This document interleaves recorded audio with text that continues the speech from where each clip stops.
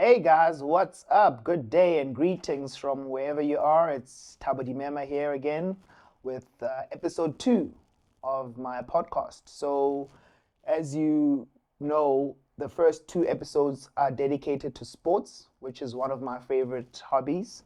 I love participating in sports and watching sports. We covered individual sports in the first episode. In this episode, we're going to look at team sports specifically and the dynamics around that. And as I said, for me, the reason why I had to separate the individual sports and the team sports is because there's a lot of stories and correlations that I want to unpack in team sports that I see and observe to other aspects of my life, specifically with the teams I work in various fields, including at work.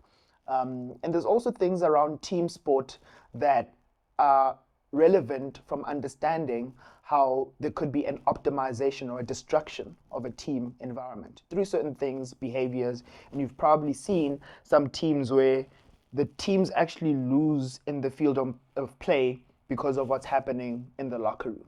Again, another thing around team dynamics that I'll touch on in this episode. So stay tuned, listen in, and as I said, share your comments, share your feedback. If there's any thoughts and ideas that come from today's episode that you feel like, I should unpack further, or if you're really captured by what I'm saying and say, you know what, Tabo, I'd like to jump on the second season where I'll be inviting guests and unpack some of the things that I'll be touching on around team sports and team dynamics. So stay tuned and enjoy the episode. This segment where I introduce my thought of the day and my mindfulness moment, is something that I like to do just to play around with a few ideas and things that come to mind on the various topics I'll be covering in this first season. And as far as team sports are concerned, and as far as team dynamics, you've seen many videos and clips of people saying, imagine if, let's use an example of my favorite team, Arsenal. Imagine if Arsene Wenger's Invincibles could play Alonso's Bayern Leverkusen Invincibles. There's, Chicago Bulls from, the treble-winning Chicago Bulls versus the treble-winning LA Lakers. There's various things that people think about. And for me, I always wonder, man, if you see these teams play and they really dominate in their time, like the Barcelona team under Pep Guardiola when they had Messi, they had Xavi, they had all these great players, Iniesta. If you take that team and then you put that team against the treble-winning Manchester City team that's also coached by Pep Guardiola, in my mind, I always wonder, man, not just across different teams but also across different generations. If you take the best performing team from the 80s and the 90s, also I often wonder, how do the advancements in sports nutrition, in sports psychology, in health and wellness, in fitness, how do those improve the evolution of sports? There's many people that talk about how, some old school athletes will say the sports has really now, lost its essence because it's become too scientific. Some sports teams, before they even recruit and scout players, they actually use data analytics to look at certain traits and qualities of individuals, and then they use those traits to inform their recruitment strategy because how complementary that individual is to the team in how they perform in a particular season and so forth. And there's a movie for me that really speaks to this concept. The movie is called Moneyball. Brad Pitt is in it. And the lovely thing about that movie also shows that you don't have to spend a lot of money to put together a winning team. You just need to know what skills and abilities you need to have that are complementary to allow you to compete with the people that are the best at what they are. So yeah, for me, the thought for me was around imagine if we could get certain teams that were dominating their game at that time to play against others that are maybe from a different generation or in a different league or a different context. Yeah, so that's something that I'd like to see someday. Maybe I don't know, AI could help us with that, or whatever. But just a thought. And from a mindfulness perspective, man, team dynamics. So if I think about a thought that crossed my mind leading up to this episode, teams often glorify the players. They glorify specifically the goal scorers. I mean, if you look at the Ballon d'Or in football, it's always the strikers, either midfielders, the guys that create opportunities and score, that often win. And while there is a separate category for coaching, I'd like to spend my mindfulness session talking a little bit about coaching because, firstly, I think it's one of the most underrated roles in team sports. I think it's one of those roles that doesn't get the spotlight that it should get. When you see a team advancing to the Western Conference Finals in the NBA, you often see players on posters in the NBA glorifying and interviewing players, but the coaches don't get a lot of airtime. And I think for me, when I was thinking about, wow, for this team to perform with all these individuals, all these egos, all these great talents in one room, it's like having different great ingredients, but you need a good cook to put those ingredients together to make a really awesome dish. And that for me is what the role of a coach is, to make sure that you optimize the individuals in the team to work together in a way that optimizes the performance of the team. And I think that is a skill that requires you to pay attention to the goal of the team, to pay attention to the method, the process, but also, and this is the thing that also leads to success. Often coaches have a staff and the team that they work with. And that team, they've built enough reputation, credibility, trust to say, if I go and I resign from, let's say, Arsenal and I go to Barcelona, more often than not with some managers, they will take their coaching team with, right? And you also see this sometimes in corporate, where a company would headhunt or poach a certain talented leader from one company to another. There will be a grace and a cooling off period and whatever, but what often happens, that individual will often take the people that he worked with previously or that she worked with in certain projects that were successful because they've got a team that can help them thrive and succeed and optimize. And I think coaching is no different. So I'd like to honor the coaches in our lives. I'd like to honor the coaches in sports and really give them a shout out for the very important work that they do to put great individuals together in a way that optimizes the team. There's a very famous quote by Michael Jordan where he talks about, individuals can help you win games, right? But teamwork and intelligence, that's what helps you win championships. So again, the importance of teamwork and bringing it together takes a great coach to do that. So the great Phil Jackson, many others, Jose Mourinho, Sir Alex Ferguson, Arsene Wenger, many other unglorified coaches, shout out to you, and also professional coaches that coach those corporate athletes and others in various fields of life. I'd like to honor them and give them a shout out in this moment. The topic of today is team sports. So that's what I'll be covering in this S1, E2 of the season. So what team sports have I played? So I still play football with some mates and colleagues. So football, I've played rugby in high school. I touched on that earlier. I've also played cricket. I was terrible at cricket. Played it and I really didn't enjoy it. And then there's some mixed teams, netball and other casual sports that I've played, touch rugby and so forth. So for me, when I speak about team sports and team dynamics, I'll be drawing from some of these experiences that I've lived through in playing different team sports, but also observing the teams and the sports that I follow play. We are currently world champions in rugby. If you've seen some of our docus and the stories behind the scenes as to what led to us really coming up and rising above, people wrote us off at some point in time, both in this current recent World Cup and the one before. And the importance of team dynamics have a very important role to play. And it goes back to the earlier point I made around giving a shout out to the coaching staff and coaching generally, right? But individual talent is quite key. And why I wanted to separate this topic is to also talk about some of the issues that I've observed and that I see when I watch the game. I don't just watch the team and the sport for the sake of watching it, right? As a fan, and many of my fellow fans would understand, both guys and gals, they will understand that they follow players. They follow what happens in the transfer market. Some of them follow to the point where they play fantasy leagues, be it fantasy football, be it rugby, whatever. And following teams also allows you to have an understanding. Snap, that individual is injured. What does that mean when you have to play against that opponent?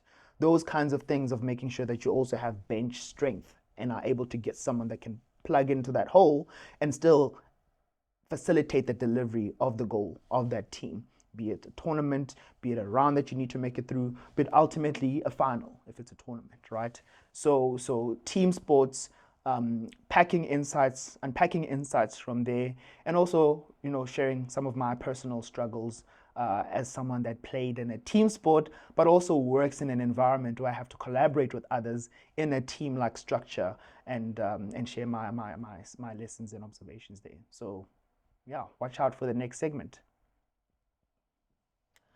Now we're going to deep dive into team sports. And as I said, I'll share some of my observations, experiences, and the things that I see really as relevant, and things that relate to my other aspects of my life, other than watching sports and playing it. Firstly, my favorite team sport is football. The Americans call it soccer, but there was a time when I lived in the UK for some time, and they quickly corrected me when I said my favorite soccer team is, hey, it's football, mate, because we kick it, right? So football is my favorite sport. My favorite teams in football, locally in South Africa, is Kaizer Chiefs. Kaizer Chiefs is my team. In the UK, on the EPL, my favorite team is Arsenal, the Gunners. In Spain, in La Liga, my favorite team is Barcelona, or Barcelona, as some would call it. In Germany, Bundesliga, my favorite team is Borussia Dortmund. I don't really have a favorite team in Serie A, so there I'm a bit of a, I follow whichever team happens. But I really like the way Napoli's been playing recently, and I've just liked Juventus because Zidane played for it. But with all the scandals that happened with it, I'm just like, not so sure about that. I'd say generally in a lot of the major leagues in Europe, those are the teams that I follow, and locally, as I said, is the Amakosi, bless their souls. So yeah, and I think there are many lessons that I really feel are important for me to just touch on with me observing team sports. Firstly, when I was talking about individual sports, I said that we like individual sports because they show us the best of humanity, the best of optimal and ultimate performance, right? If you're speaking about, I want to be the best that I can be in boxing, in martial arts, in whatever it is that you do as an individual sports. Similarly, in team sports, it adds a layer of relationships, because guess what? It's not just about you bringing your A game. It's about your teammates also bringing in their A game, and not just bringing in their A game for themselves, but bringing the A game for the collective. And the lovely thing about team sports is that there is an awareness of the different roles we have to play.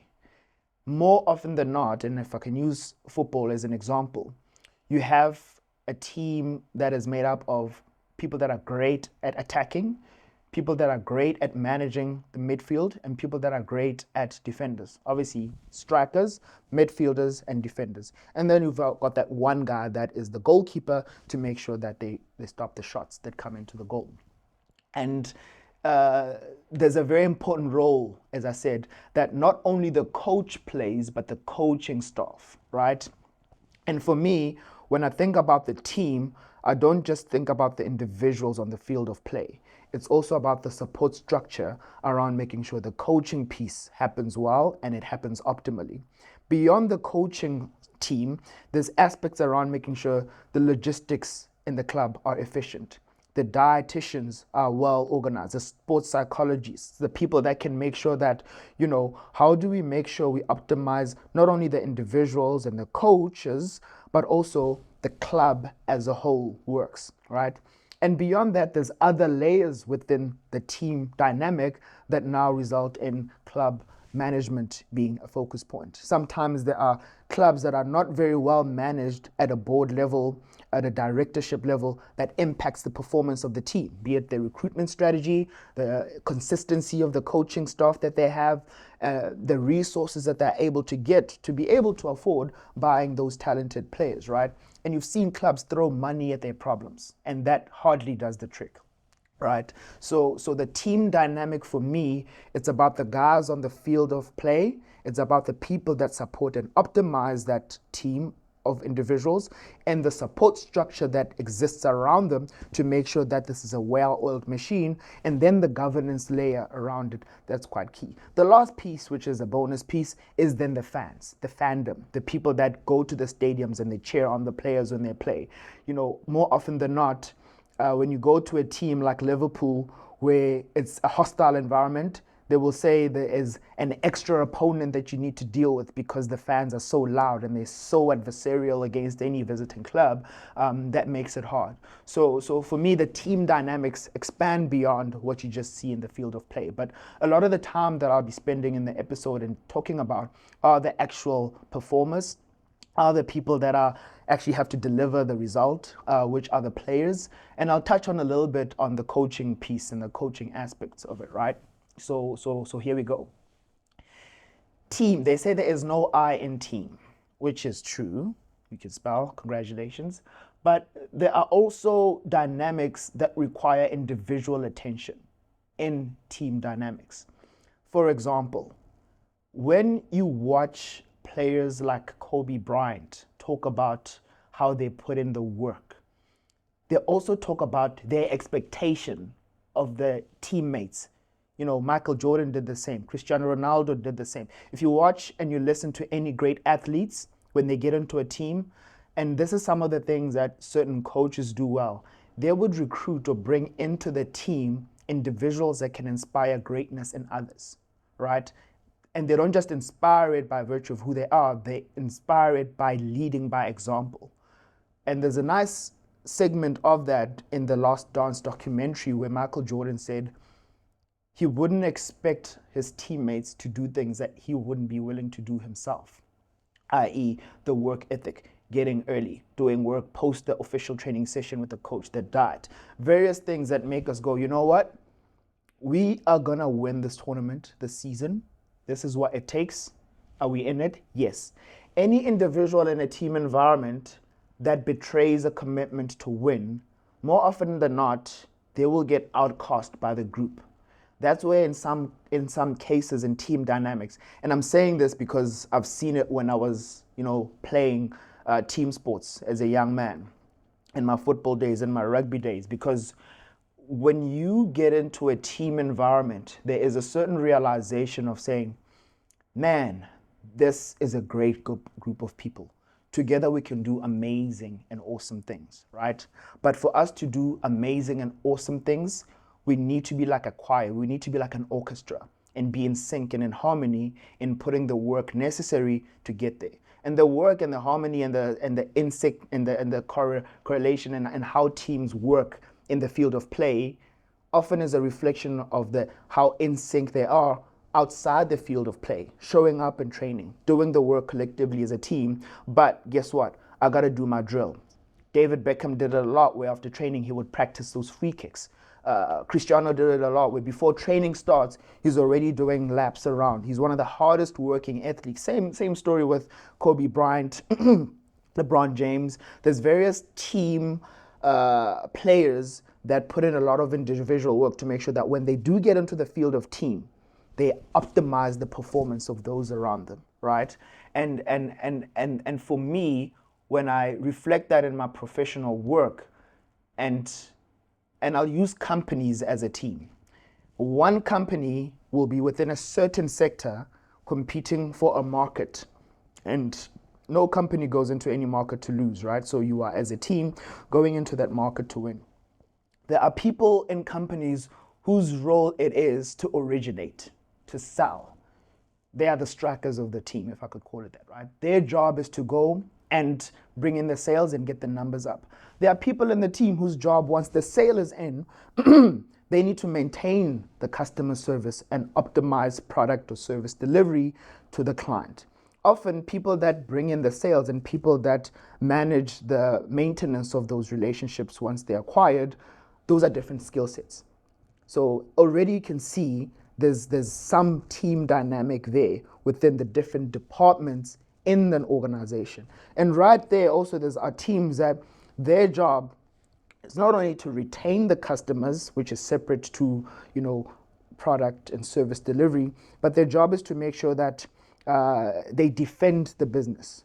Some people do credit assessments, they do legal checks, they do certain pieces of work that say, should things go south, what is the worst case situation or scenario, and how can we prepare ourselves as an organization? What systems do we need to put in place? And what regulatory support is there in the sector we operate in to make sure that we do this in a fair way for us, for the customers, and to be competitive? And you can imagine in a globalized world where often customers are in multiple jurisdictions, there are many dynamics that come now when you have a team that's in one location versus a team in another location where the cultures are very different, right? And then you have to now navigate those cultural dynamics and be able to work respectfully and in a way that allows you to deliver services and products to your clients in a way that makes sense. For me, it's exactly the same in teams. If we know that we have made it for the Champions League, and we know that we have a league that we need to win. And by the way, we know there's a cup tournament or two that we also need to participate in. It's about managing ourselves individually to not A, burn out too soon, B, know that if I don't get into the field of play for that match, it's okay. The coach understands the schedule that we have, and there's someone that would typically be on the bench that would start instead of me, and I'm able to sit back and say, the team has got this. And that Michael Jordan quote is so important because it talks about the ability of coaches to then manage the group of talent that they have to make sure that they're able to show up in moments and against an opponent where it makes sense to have that combination and calibration of skills at that time.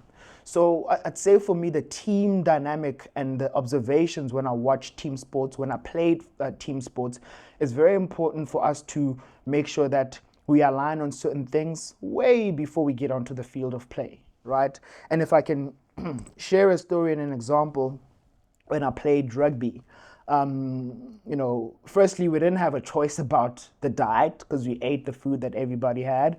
Obviously, we didn't have much of a choice around the pitch and the field because we trained on school premises.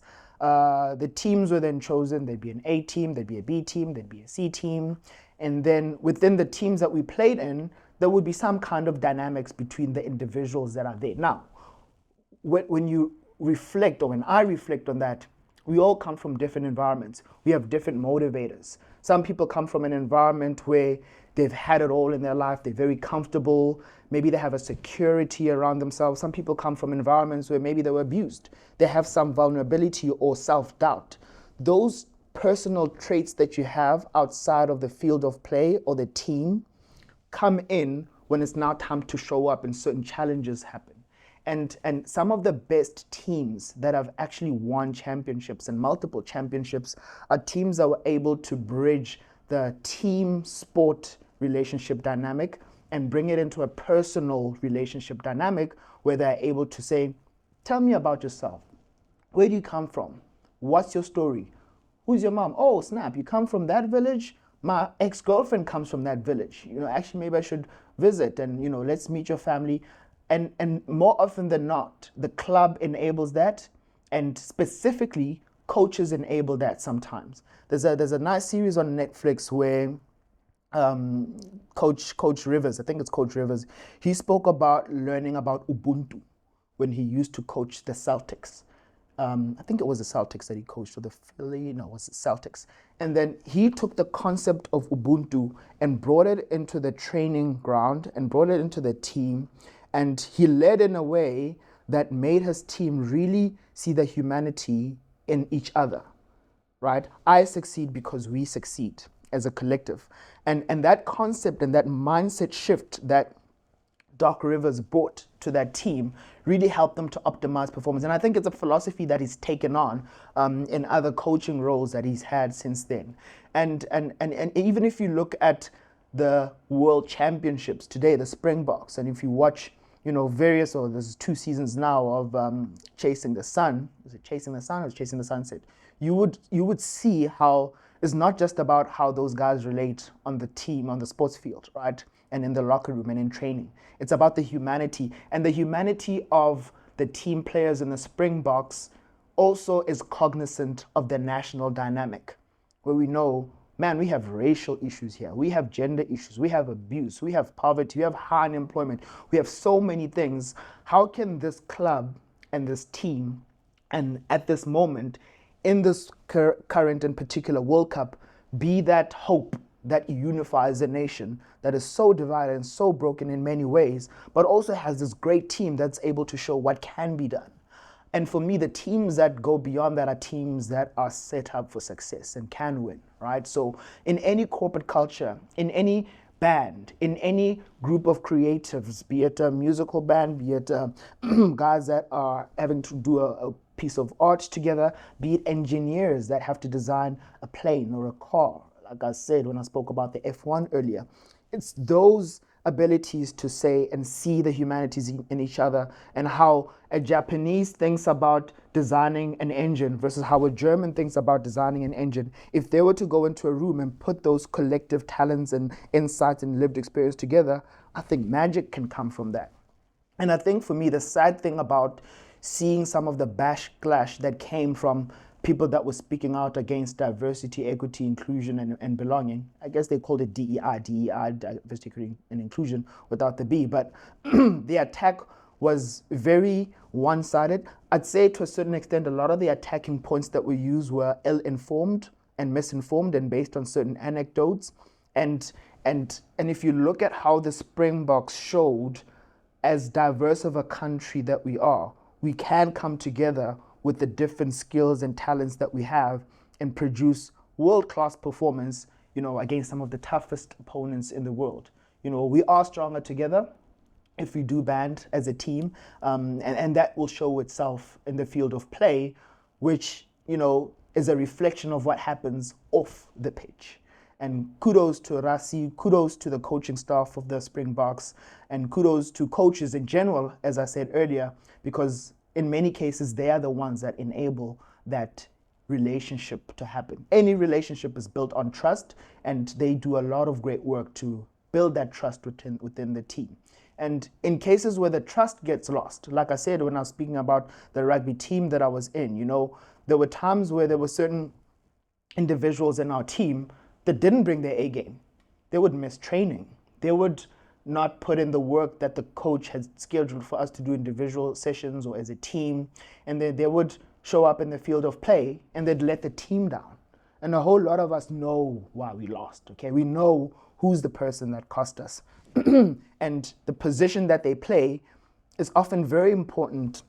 Any position in a team is very important because it has a role to play. But in some positions, you need to make sure that you bring your A game and you optimize, because that can make or break the game. It could make or break the morale of the team. It could also make or break the spirit of the school. And it just shows the ripple effect of the team dynamics, as I was explaining those, different categories of teams, coaches, ultimately the fans. And it plays an important role in nation building, like I said, when I use the Springboks as an example. So those are some of my initial reflections around teams, around dynamics, going beyond just sport into other fields of life and relationships. Now, when you look at individuals that play sports, that's an aspect that's quite interesting, and I want to use football as an example because, as I said, it's my favorite sport. And I want to use a very popular and common rivalry. Who is the greatest footballer of all time? On one hand, there is Cristiano Ronaldo from Portugal. On the other hand, there is Lionel Messi from Argentina. That is today the current football rivalry that is, I guess, a debate on between these two individuals, who's the greatest. Personally, I'm a Lionel Messi fan, and I'll explain my reasons shortly. But these individuals played for different teams in different times, and I suppose, to be fair, Lionel Messi has played most of his career in one team, which is Barcelona. And Ronaldo has played his career in multiple teams and has won in those multiple teams, be it at Manchester United, be it at Real Madrid, Juventus. I know he's in the Middle East now, but he's also played in different countries and has won, right? And you've seen how in the seasons where he played, he often leads some of the goal tallies, assists, and he's always like leading by example as far as the work ethic is concerned. So for me, the Ronaldo conversation is an example of how you can't take a shortcut to greatness. You have to put in the work. He's probably one of the hardest working athletes. Look at his age. Look at his performance, right? He's outperforming many people that are many years younger than him because of how consistent he's been in maintaining his routine, in maintaining his diet, in maintaining his mental health, and he believes in himself. And I think that also shows a leadership aspect where you see Ronaldo going into teams and is able to talk to individuals in a way that gets them going, right? So from that perspective, I admire Ronaldo for his longevity. I admire him for his productivity as far as goal scoring and helping wins are concerned, right? And he's a fantastic, there's no denying how excellent of an athlete he is. Hence the debate is so tight between those two individuals. On the other hand, you have this one guy that is just raw talent, right?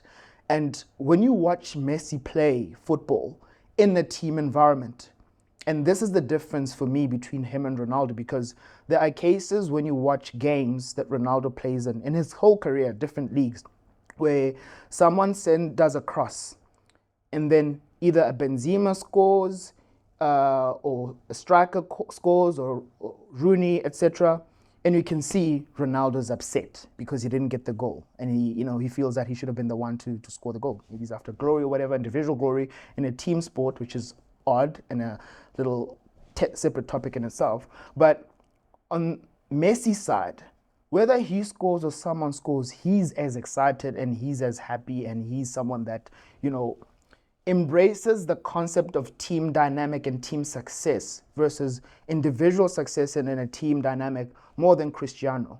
For me, that's one of the things that makes me go Team Messi, because of his mindset, because of his demeanor, because of his posture, and his just fantastic, brilliant raw talent on the field, right? I mean, if you see clips of them playing and them being fouled, Ronaldo's quicker to fall on the floor and want a free kick and sometimes make a bit of a scene about it, versus Messi. He will be tripped many times. He'll get up. He'll keep going. He'll get up. He will shove off the guy. They will pull him. He won't throw his hands up and throw a tantrum and point at the ref. He will just keep going until, obviously he falls down or whatever. So their approach and their mindset and their mentality in the field of play, very different. And it's sometimes when you in a team at work, designing something, in a band, you will see there are different attitudes and approaches that come into solving a particular problem, delivering a service, in any dynamics. And those things play themselves out, and they actually affect the team dynamics. Because guess what? In halftime, Ronaldo will say some things in that team dynamic that'll go, dude, why do you think it's all about you? Versus Messi, it's different. And I mean, you could see it in how he led the team to win the World Cup, right? Where it's all about the collective. It's all about, yes, I'm great at what I do, but together we can achieve more. Yes, Ronaldo does have aspects of leadership where he talks to that. But in terms of how that gets displayed in the field of play, as a fan when I watch football, I definitely see a lot of that in Messi than I do in Cristiano Ronaldo. And the greatness thing also was done after Messi won the World Cup, right? The latest World Cup. So there's no way you can tell me that Ronaldo is better than Messi when Messi's achieved so much, including a World Cup, which I suspect Ronaldo will never win it because he's now at the sunset of his football career, but we'll see. You could be surprised. So that rivalry for me is one of those long-standing ones, and I wanted to insert it in a team dynamic and use it as a way to show how sometimes, teams can have the best of athletes, and there could be individuals in those teams that, while they perform and while they optimize, there are perceptions that people have of those individuals in those teams because of how they react and how they show up and how they relate to their teammates in the field of play and outside of the field of play, right? But there's no right or wrong way, I suppose, some people would argue. Both of them are higher paid, some of the highest paid athletes. They're in the top 10 paid athletes, I believe, and Ronaldo's above Messi because he's such a great commercial, individual in optimizing his brand. But if I think about team dynamics, if I think about individuals that are great at what they do and how they show up in a squad, in a team, are able to optimize performance and do well. And then you see how that, what I was saying earlier in my individual sports episode, that unique individual talent, skill, trait, quality, attribute that you have, that you bring to the team that no one else has. And if you have a good coach that can support that and help optimize and encourage that, man, you're A for a way. And the team is A for a way. And you're on your way to greatness, right? So also facilitates consistency of winning in making sure that those relationships are kept intact and so forth. So I'd say, as far as I think about team dynamics and I think about individuals, those are things that are quite key. But in the field of play, it's very important for all of us to understand we have different roles that we play our roles and play it well. And we need to trust each other.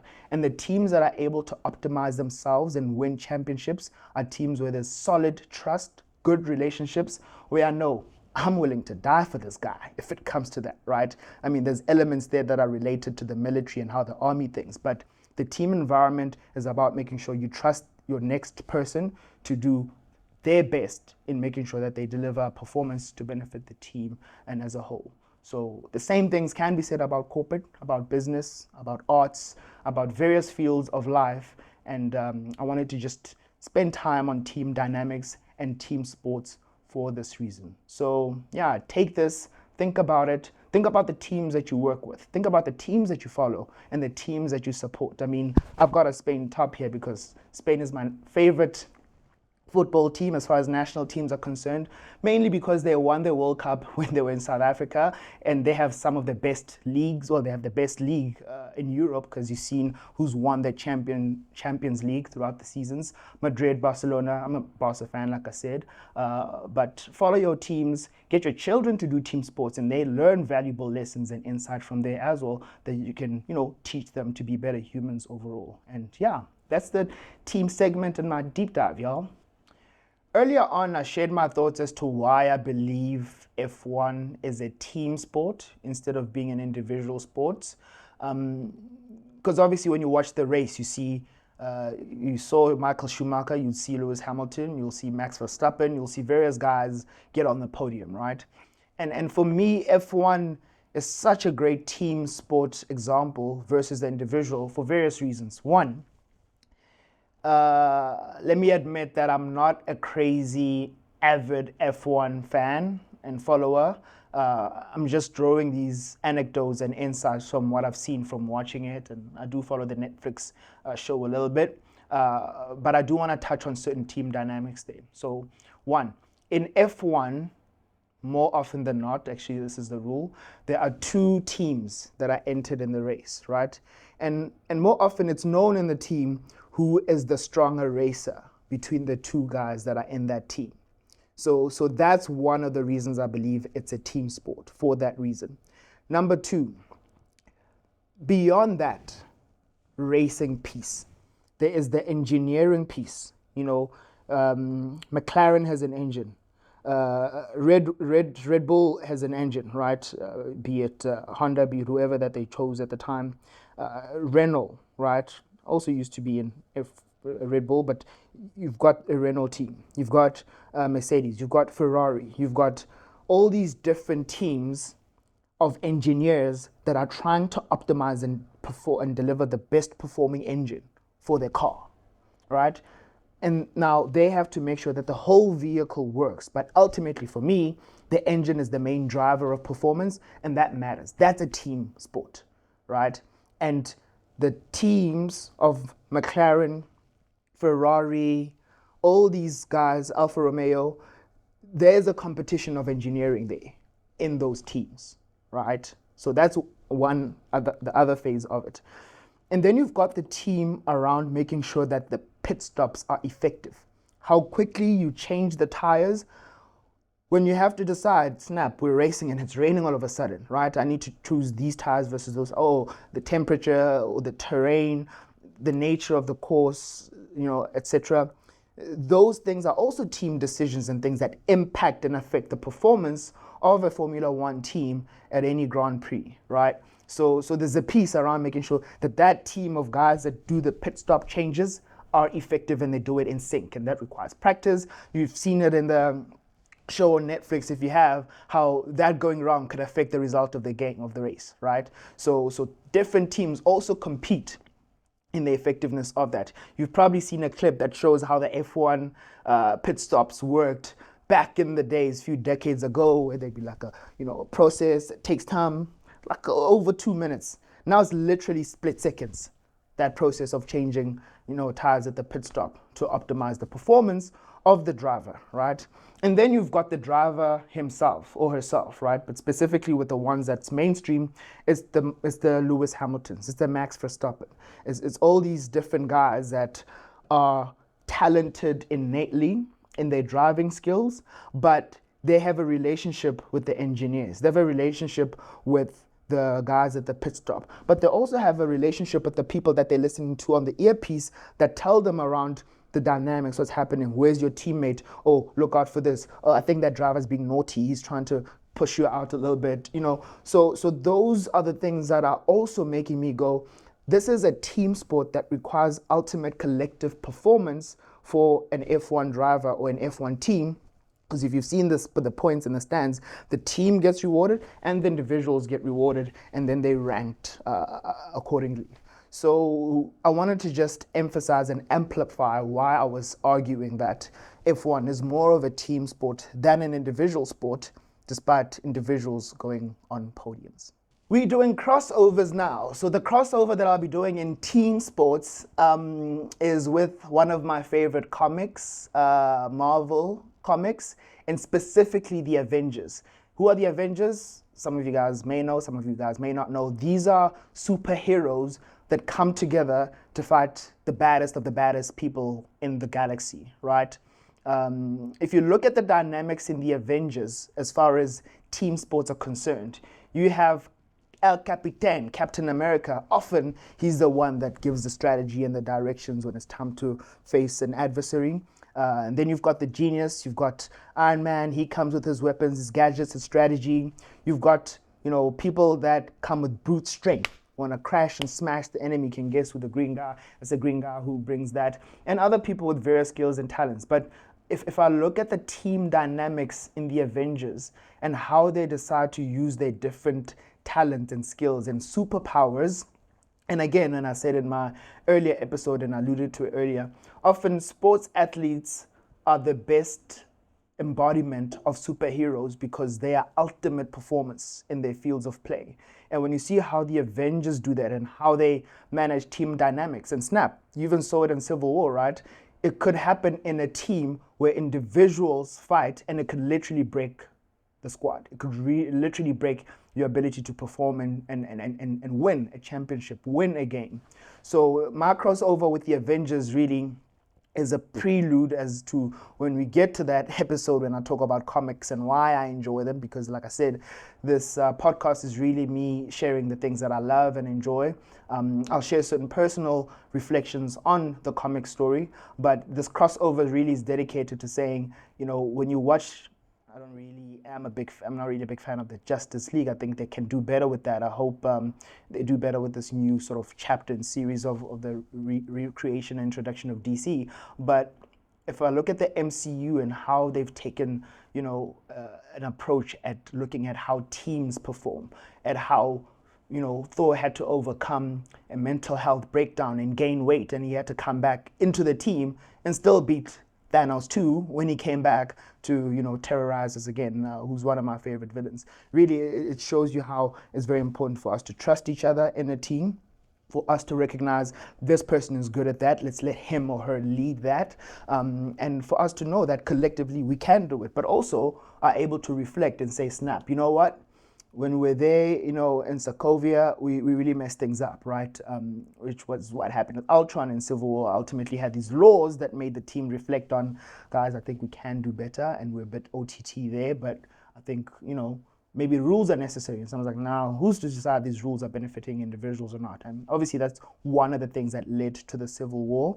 But team dynamics are quite important because they also show how those personal relationships outside the field of performance affect the team in how they relate to each other and can back each other and ultimately trust.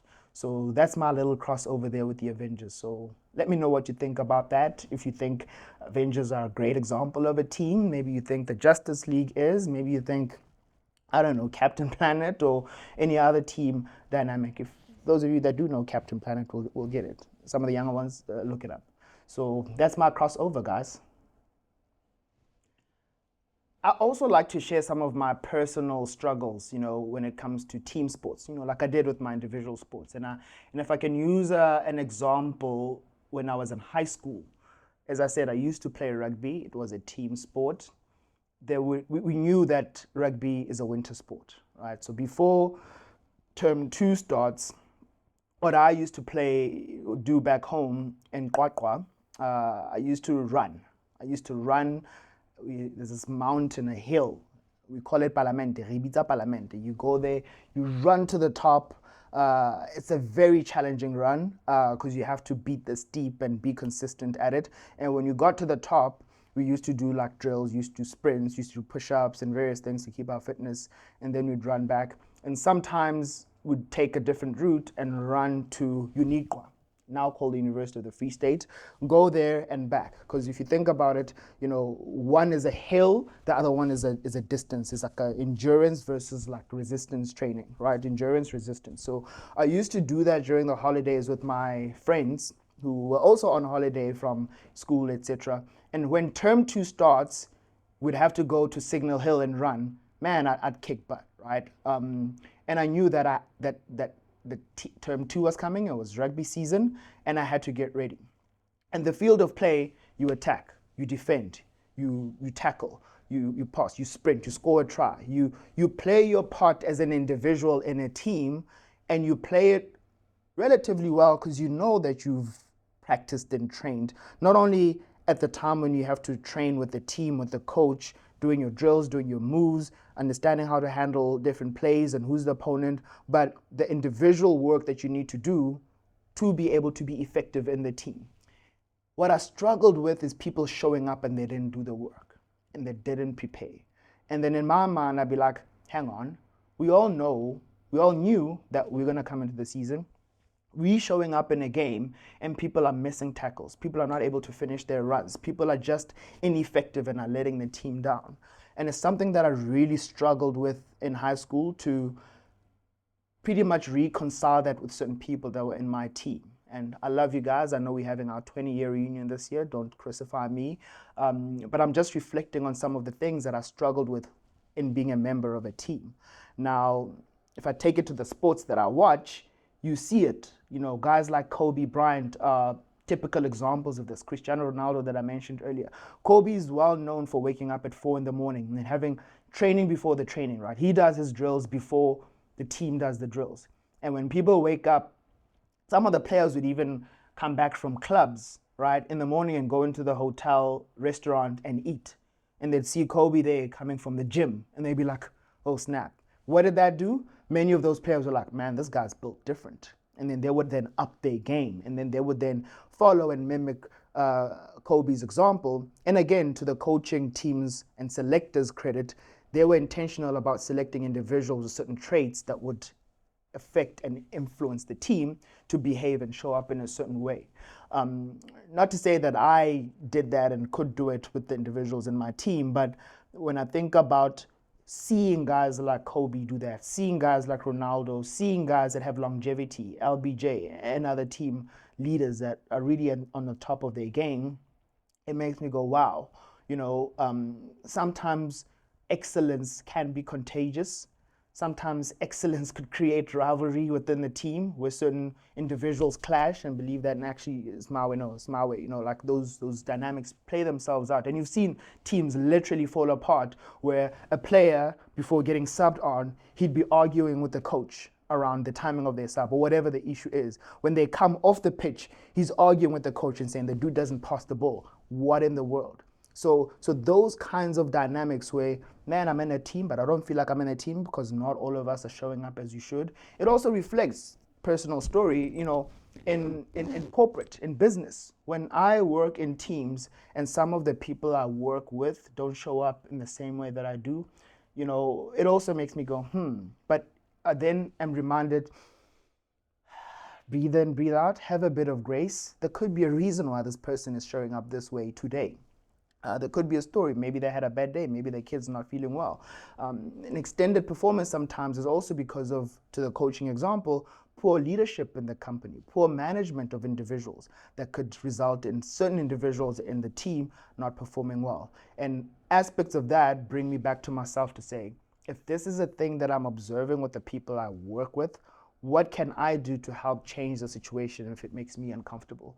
Because more often than not, sometimes we put unfair expectations on some of our leaders, and we think on their behalf of on certain things we expect them to do, but sometimes they just either don't have the time, they don't have the mental capacity to think about those things because maybe they have a lot of priorities and things that they're thinking about. And it goes back to the example and the whole concept of people being leaders without the title, right? Similarly, in a team environment, there's certain things that all of us need to think about doing and roles that we need to play to optimize our performance. So yeah, I just wanted to share that vulnerability and a reflection on the things that I struggle with as far as team sports are concerned and how that is reflecting in my professional team, in my corporate job. In closing, it's the end of episode 2, season 1 of the podcast. And today on team sports, I mean, if I just do a quick recap, the importance of team dynamics, the importance of acknowledging there's a team beyond the team. I touched on why having good relationships is very important in any team. Personal relationships, ultimately trust. To trust your fellow man and fellow woman can die for you in that field of sports performance, right? And I did say sometimes we admire, we watch sports so much because they are a sign of ultimate performance, ultimate mindfulness, ultimate presence and human potential that's illustrated on the field of performance. And many of us, and this is one of the things that make me go, I support this team, I support that team because of this reason. And I support the team that I support in football, as I said, is Arsenal, because of the style of play. I mean, I supported it when Wenger was around, back when Mark Overmars, Dennis Bergkamp, Kanu. I saw players that looked like me in a team that I thought, wow, this is such a great team. They're so good. And they had flair. They were not like a boring team that, very rigid in how they play. There was just fluid football. And that's been the brand of Arsenal's play, right? Don't have a go at me about trophies and any of that, but I'd want to say that my choice of a team is based on something that I saw in that team that resonated with me. And it's something that many people have and do when they choose the teams that they support. And people, more often than not, and these are people I trust, people will stick with their football teams. Whether they get relegated, whether they lose or have a bad season, they will stick with their football teams through thick and thin, right? Which is a sign of loyalty. And if you support a team and you don't do that, like a certain rapper who's seen wearing different football teams in different occasions and saying he's loyal to all of them, that doesn't exist, bruh. So check yourself. So team dynamics are very important as far as making sure that all of us trust each other, we can show up for each other, but also the individuality in teams to make sure that I'm able to put in my work so that when I do show up, collectively we are able to win, right? And my reflection and challenge to you guys is to just think about the role you play in the different teams that you're in, how you show up in those spaces. Also how you inspire and motivate the people that you work with to make sure that they bring their best performance. Using Kobe, Ronaldo, all those different examples that I alluded to earlier, it's very important to understand that we lose together, right? And to Michael Jordan's earlier quote, individuals can help you win games. You could win a lot of games, but chances are you need to band together as a team to win championships and have a bit of intellect and be coachable and work with other people that can optimize your performance, that maybe see things that you don't see, to make sure that you ultimately reach your goal. So team dynamics are also about acknowledging and sometimes being grateful of some of the people behind the scenes. You've probably seen Sir Alex Ferguson, thank a receptionist and talk to the groundsman and various people that make sure that, things are set up the way they are. I mean, yeah, Old Trafford has been flooding of late. There's many challenges on the infrastructure side. Hopefully they sort that out. But all of those things are a reflection of a club, in the same way that certain things that you see in the media are a reflection of a company that's done things and has performed in a certain way because of bad leadership, bad team dynamics, and so forth. And face it, you look at clubs that have trophy cabinets that are filled with trophies, and you go, wow, this is something, there's legacy here. Jose Mourinho is known about talking about football heritage. The heritage of a club is based on its history, its mentality, its mindset, and its approach to games, to seasons, to winning championships, and ultimately a trophy cabinet that's reflective of that, right? And in many cases in corporates, it's no different. You see companies put up tombstones on transactions they've won. You'll see it in newspapers. You'll see it in presentations when they have to pitch for a particular transaction or deal or respond to an RFP to say, this is our credibility, this is what we've delivered for our clients. And the team dynamics in sports, in many cases, they're quite similar to team dynamics in business and corporate life, in various fields in different ways, where musicians get awards and artists get recognized and Nobel Prizes and other academic, recognitions and so forth. So I wanted to end this note to say, while sports teams can be a real good illustration of how individuals and collective excellence is performance, that also has a role to play and resonates in the fields of business, arts, creatives, and other phases. And I hope that some of you that do have children and can see and watch them perform can instill some of this in them. Why it's important to trust your fellow teammate, why it's important to bring your A game, why it's important to also have a winning mindset and to be coachable and to listen and sometimes to be humble. And these are very important skills that you can't learn in the classroom, but a kid can learn through a field of play. And while in many cases some parents delegate this responsibility to the school and to the coaches, I would encourage some parents to actually show up and to be there and to optimize your child's performance to be the best versions of themselves, right? You don't want to live vicariously through your child per se, but you want them to be the best at what they do. And watching teams and learning those dynamics could really be powerful in helping them to be the best at what they do, whatever it is that they are talented at, which they probably got from you as a parent or the ancestors and so forth. So that wraps up the episode on team sports. Watch out and look out for the next one. Now we're done with sports, individuals, team. Stay tuned for the next episode. Adios.